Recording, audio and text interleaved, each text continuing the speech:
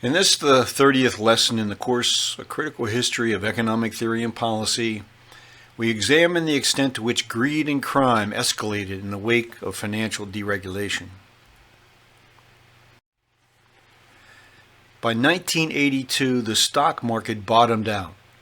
Investors identified undervalued market capitalizations in the form of low stock prices and declining interest rates causing falling bond yields, as well as undervalued land and natural resource holdings booked at the cost of acquisition.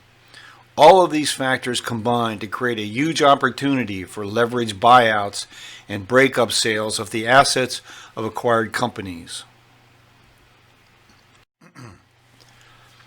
One after another, financially viable companies were acquired by investors using leveraged buyouts, a result of which was that the companies were saddled with this debt.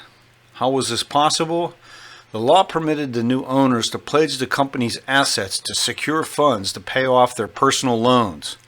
A short list of the firms that subsequently went under included Hills, TWA, and Federated Department Stores.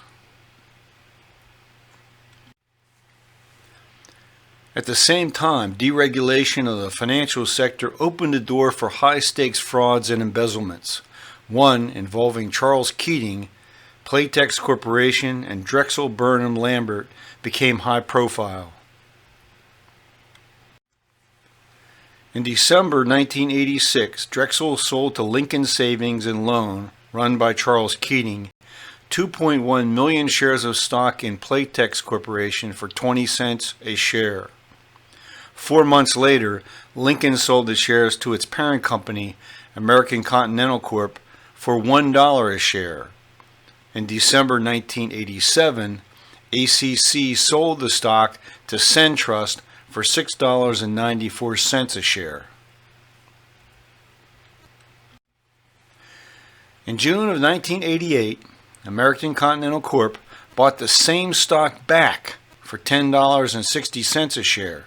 There was no public market for the stock, so the price was set each time by Drexel, which had secretly purchased part of American Continental without disclosing the investment to the SEC as required by law. Thus, in only 18 months, these sales inflated the value of the stock 5,300%. Finally, regulators began to respond, and because of fraudulent activities associated with the junk bonds that funded leveraged buyouts, Drexel Burnham Lambert declared bankruptcy, but not before obtaining $350 million in bank loans, subsequently used to pay bonuses to its top executives. As late as 1990, $1.7 trillion in private pension assets, between 3 and 5% of the total, were invested in junk bonds. Thus, between $51 billion and $85 billion in private pension funds were put at risk. Behind the scenes, banks around the world were buying and selling huge volumes of foreign currencies daily, speculating on the floating exchange rates between currencies.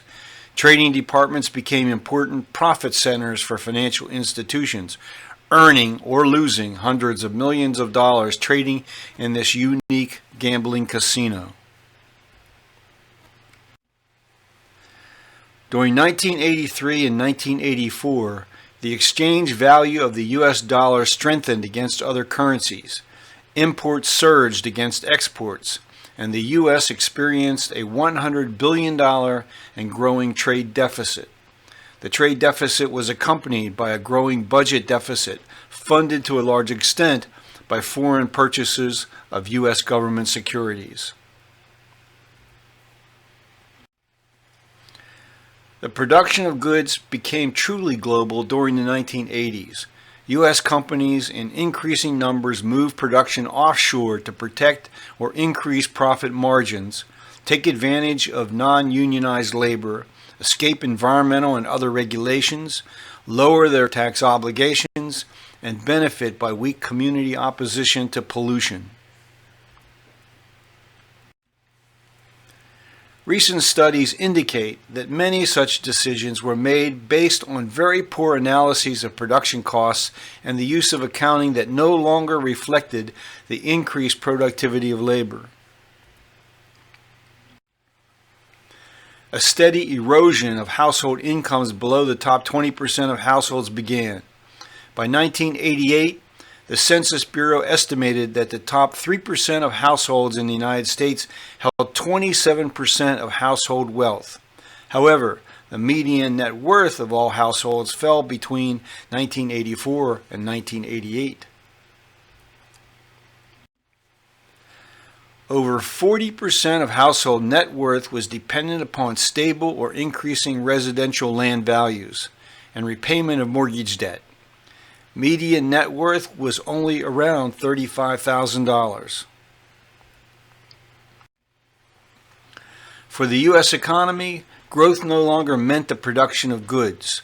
Now the focus shifted to the dollar value of financial transactions. On the 19th of October 1987, stock markets around the world crashed under the stress of intense speculative investment behavior. The Dow Jones dropped 508 points, a 22.6% decrease. Yet by the end of the year, most of the markets recovered and the Dow Jones was up 2.3% for the year. In 1988, the dollar volume of publicly registered securities issued was more than $400 billion, 5 times the 1980 level.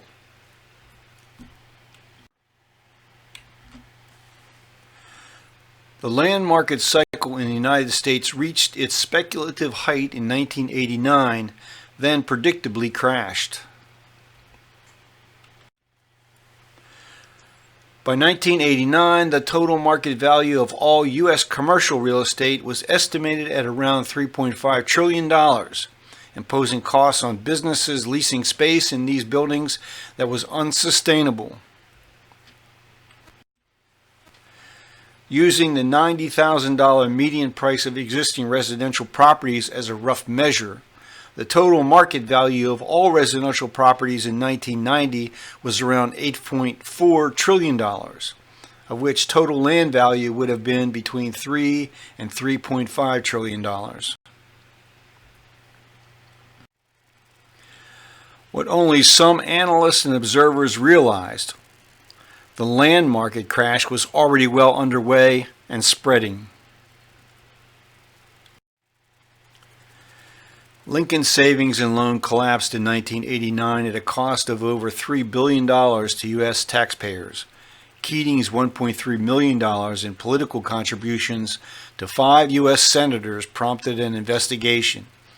Alan Cranston, Dennis DeConcini, and Donald Regal were found to have substantially and improperly interfered with the Federal Home Loan Bank Board's investigation of Lincoln Savings. In California, with many of the nation's most overheated land markets, 11 out of the 15 largest thrifts were writing off huge losses in real estate loans and were in danger of closing their doors.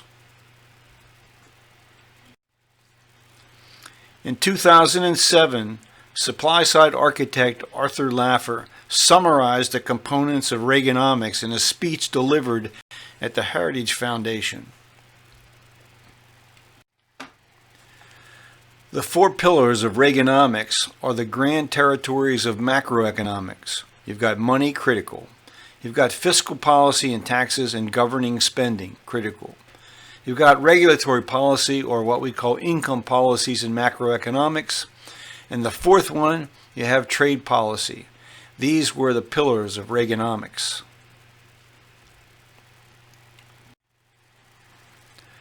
The results of the application of Reagan's policies to these 4 pillars is another matter altogether.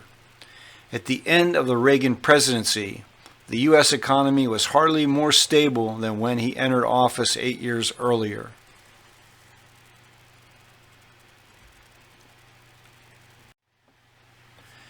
In 2004, Peter Dreyer, professor of politics and director of the Urban and Environmental Policy Program at Occidental College, examined the legacy of the Reagan presidency and concluded there was little to celebrate.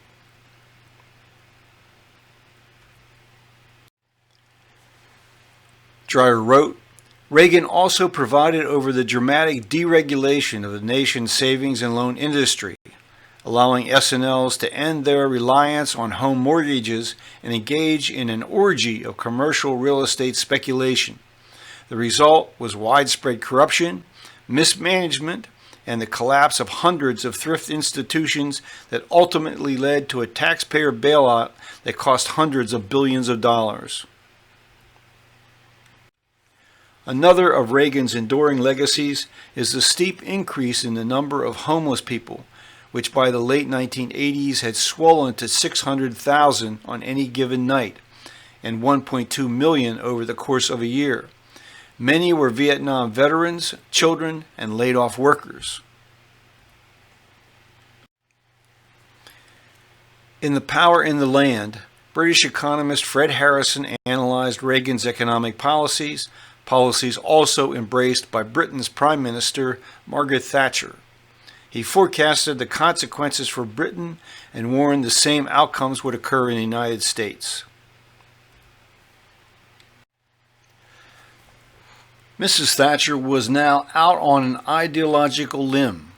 Her professed aim was to implement the monetary policies shaped by Professor Milton Friedman. This was to be coupled with a program designed to persuade people to accept lower living standards, a necessary concomitant, it was argued, of the rise in oil prices.